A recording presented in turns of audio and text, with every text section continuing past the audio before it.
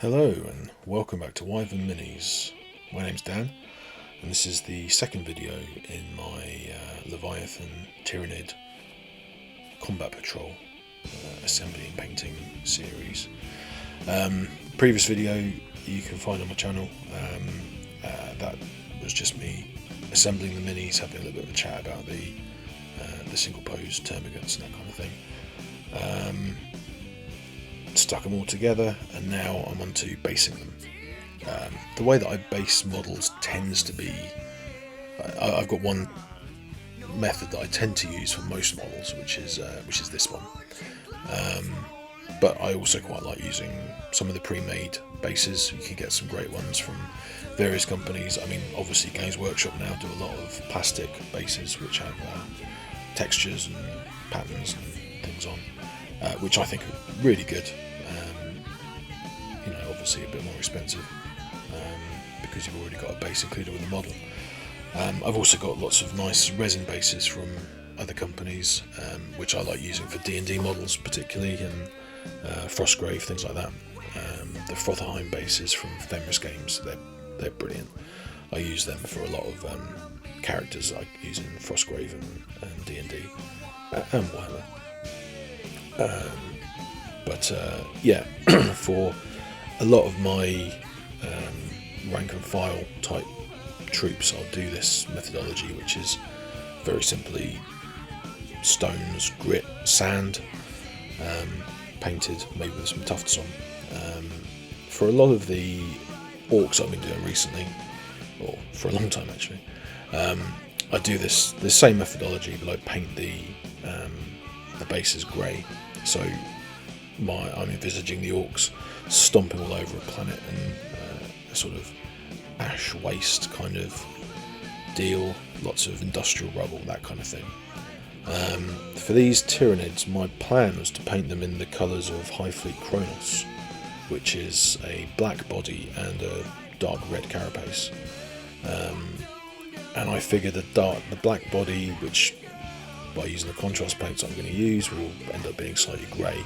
I figured a grey base would be a little bit too similar to the body, so I decided I was going to do these as on a kind of more desert planet, so a kind of yellowy ochre sort of colour, and with some interesting coloured tufts on, just to give it a little pop of colour. So that was my plan. Didn't affect how I put the bases together, because it's the same grit and sand and stone mix that I would use for an industrial wasteland, the same as the orcs. It's just a different colour paint on top. So yeah, I find this method quick and easy. There's lots of different ways of basing your models, but I like this. I also like to put in a few little bits of interesting bits from my bits box, the occasional skull and maybe some broken weapons, things like that, particularly with these ones, broken Space Marine weapons, because they're fighting the Space Marines from the Leviathan box set. You'll definitely see lots of little hands poking in this one, because my daughter absolutely loves putting the basing material on, and I just have to try and help her with the paintbrush, putting the PVA glue on the base. So I use PVA glue to stick all the bits and pieces down, diluted with a bit of water, an old brush to paint it onto the base. Here I'm actually using a really old brush, one of the old red Citadel brushes. If you're old enough to have any of those knocking about, then you've definitely been doing the hobby a long time. Yeah, I like that. I mean, the brush is actually in fairly good condition, considering it must be 20 years old.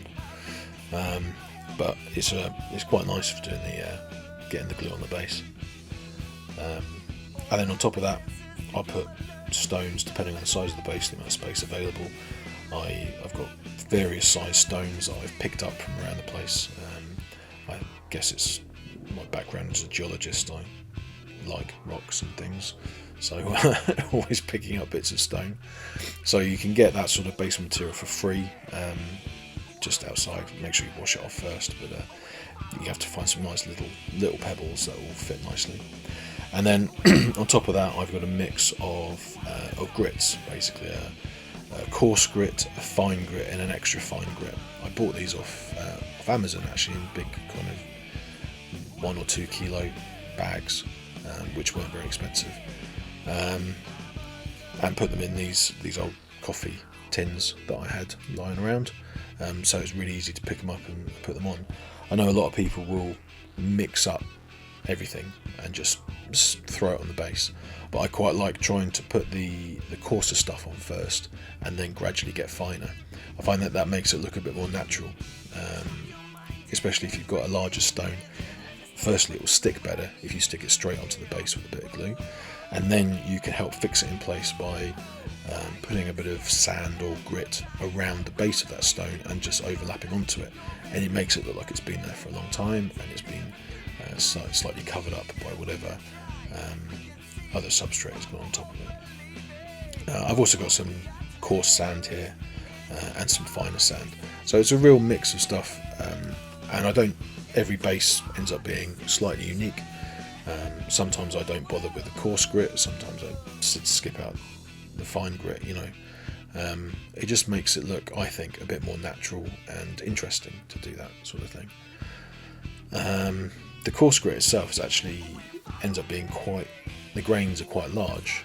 They were larger than I was expecting when I ordered it, but that ends up being very useful because you do have these things that look like they're quite decent sized rocks when they're on the base of a 28mm model. I do like making sure I'm doing it in some sort of tray. These little plastic trays are perfect for catching all the bits that go off the side, because you put the glue on, sprinkle the grit and the sand on, and then tap it off, and then I'll reuse that stuff. I don't exclusively think I need to make sure I'm doing it in order, or bigger to smallest. I'll keep everything that's in the tray in a separate pot, and so it's perfectly fine to then sprinkle that on as a mixture. I just find it generally is better to go from bigger to smaller. It just seemed better to me. And yeah, once I've got it all done, it's on to undercoating. So the method I'm using to paint these, I decided that the quickest thing to do would be to use contrast paints. So my plan is to do a kind of slap chop method. I know there's a lot of people that do good slap chop videos. Miniature hobbyist, I watch quite a lot of his slap chop videos. He absolutely loves the technique. Loves his dry brushing it over black and then putting the contrast paints on. I tend to do a spray paint of Chaos Black and then a lighter sort of zenithal spray with the Wraithbone from Games Workshop. It's not proper zenithal to try and get the shading from above, but it's just a lighter spray to just catch the upper parts of the model and the extremities, leaving some of the black in the recesses. So I think it's a slightly quicker way of achieving a similar result to the dry brushing, because what you're doing is you're creating the shadows before putting the contrast paints on top. I might one day experiment with doing the dry brushing with grey and then white, getting progressively lighter, see if that actually makes a difference. But I think the spray painting really is, for me, it works pretty well, and it's a very quick thing to do, particularly because you can put all the models onto these cake stands, rotating cake stands. Genius suggestion from one of my mates.